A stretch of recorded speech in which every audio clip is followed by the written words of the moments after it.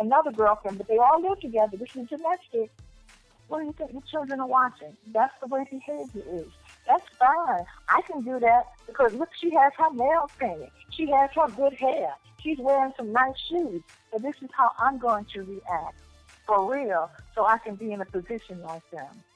I've seen it, and it has a big reaction to one's good lifestyle. Yeah, because that kind of behavior, if you or one of your friends went to a restaurant and dealt with a situation, a domestic situation, the way they are portrayed on those shows, you'd be leaving there in handcuffs.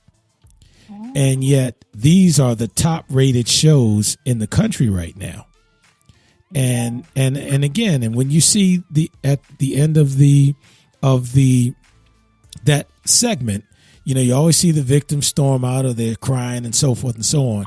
But at the end of the day, they were throwing champagne bottles at each other and pulling weaves and all kinds of ridiculous things. And it never shows the consequences of that type of behavior. And they're labeling these shows as reality.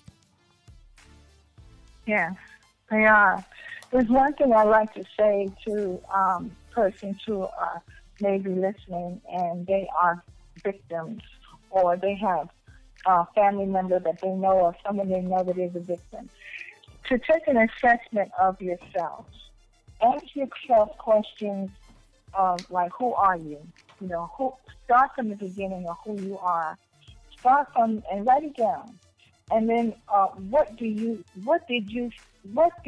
see life looking like when you were 10 years old?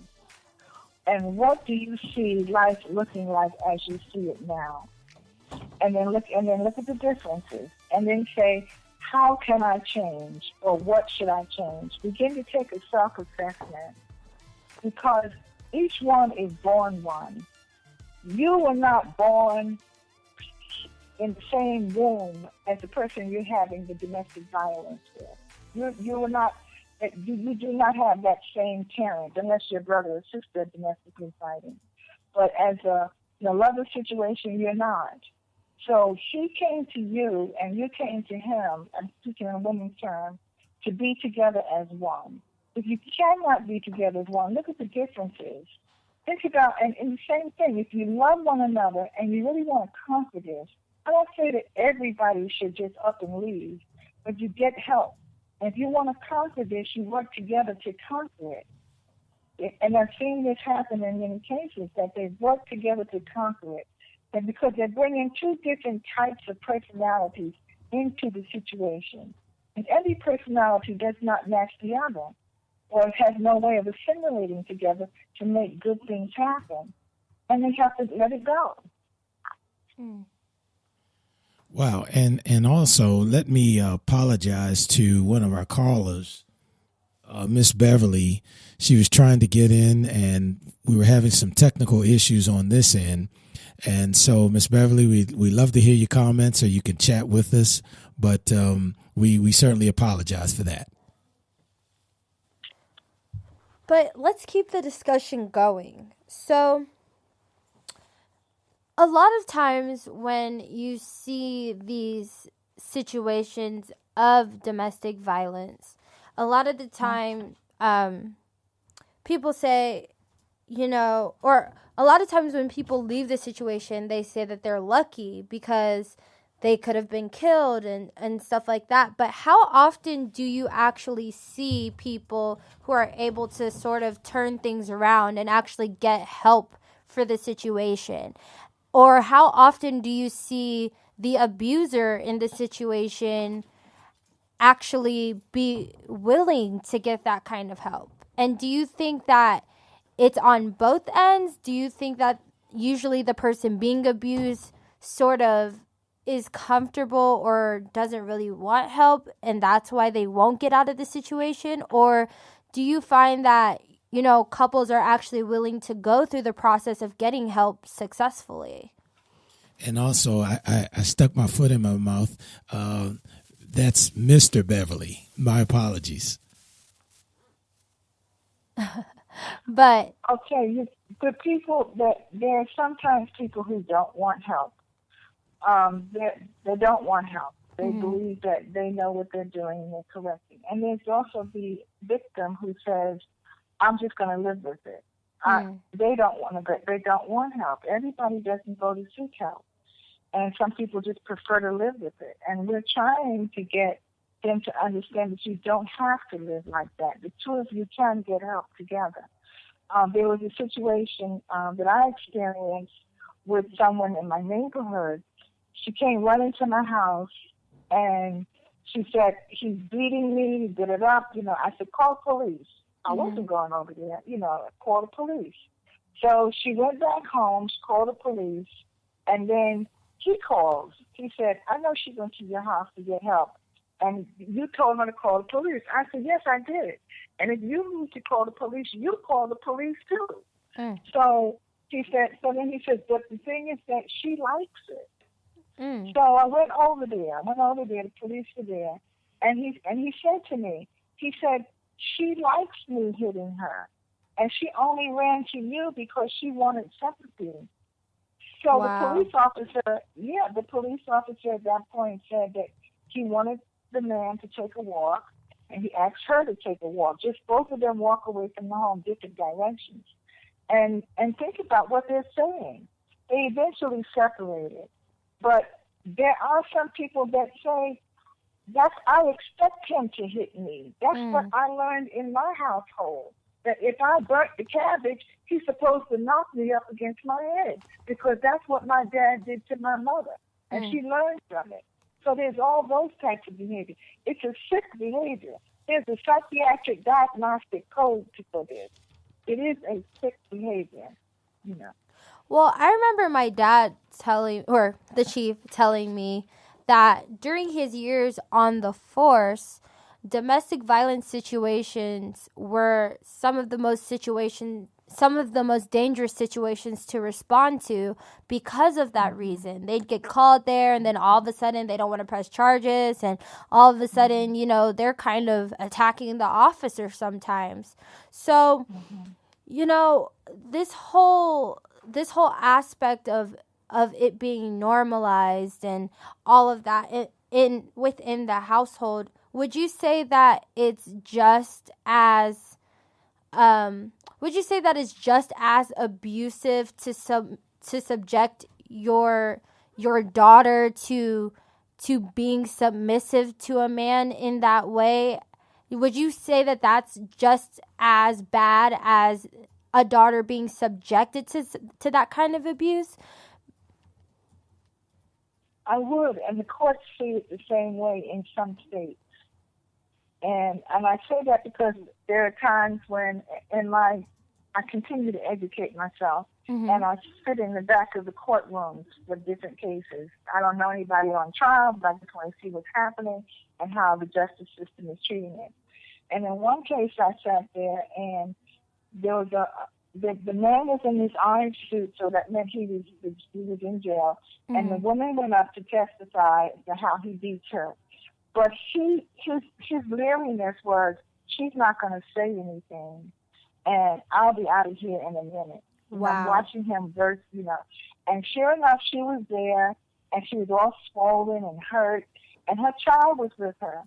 And she went up there and she said, "Your Honor, I think I'm the one that made the mistake." She was trying to get him out of jail. Wow. And his little child was crying. The child was crying. The judge made the decision for protective services to take that child right then and there. Wow. Because she saw, it was a female judge, and she saw what was happening between this couple playing this game in front of this innocent child.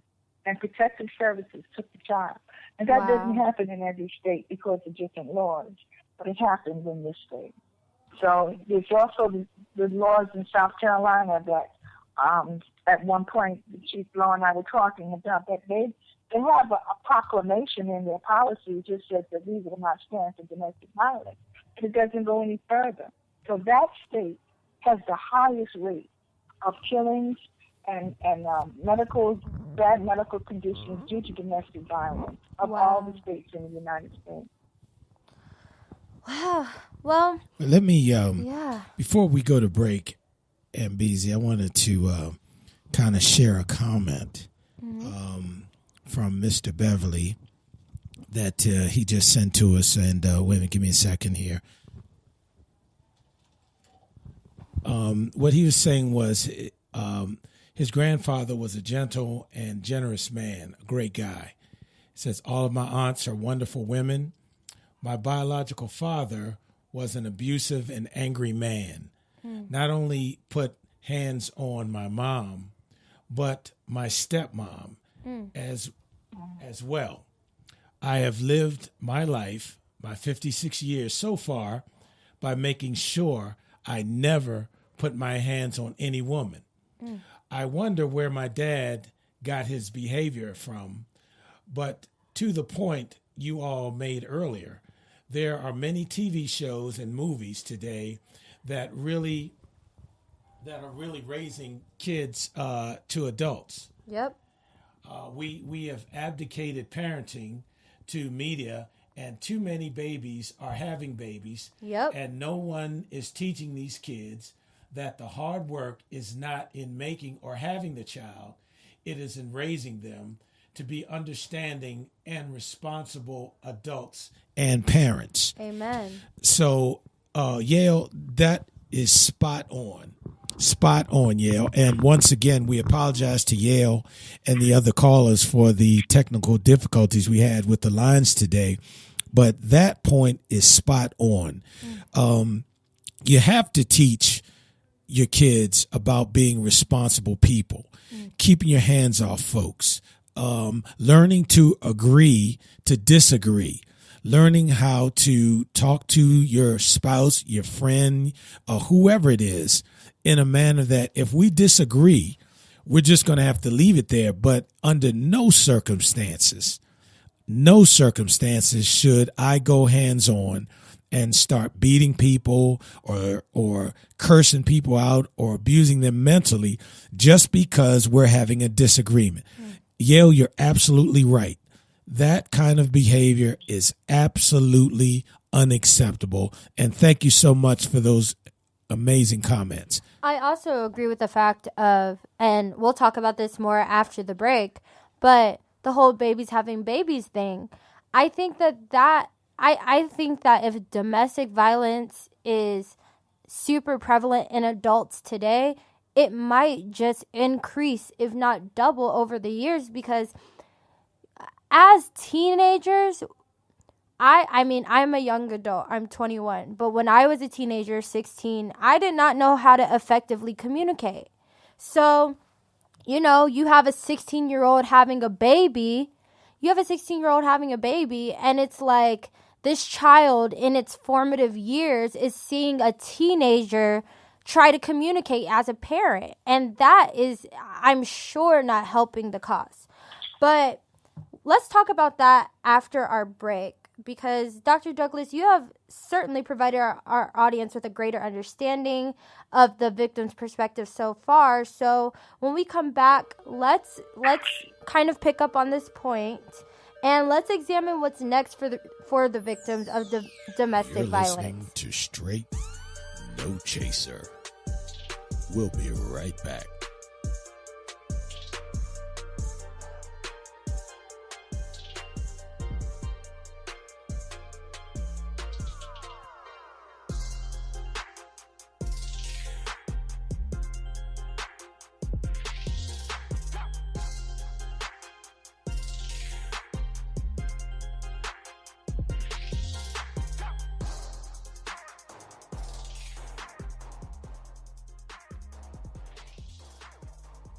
DWI, even at first, it's pretty harsh. You don't realize, Up to 90 days in jail. Can't be there for my family. I'm in here. They're out there. They put an ignition interlock in your car for 1 year. Car won't start unless you blow into it. It's embarrassing. You gotta pay fees, get a lawyer. Need to see my probation officer for testing all the time. Have to pick up garbage. It literally consumes your life. I lost my family's trust. Lost my job. I lost my marriage. I lost my kids. Lost a lot of time, A DWI is just a big waste of time.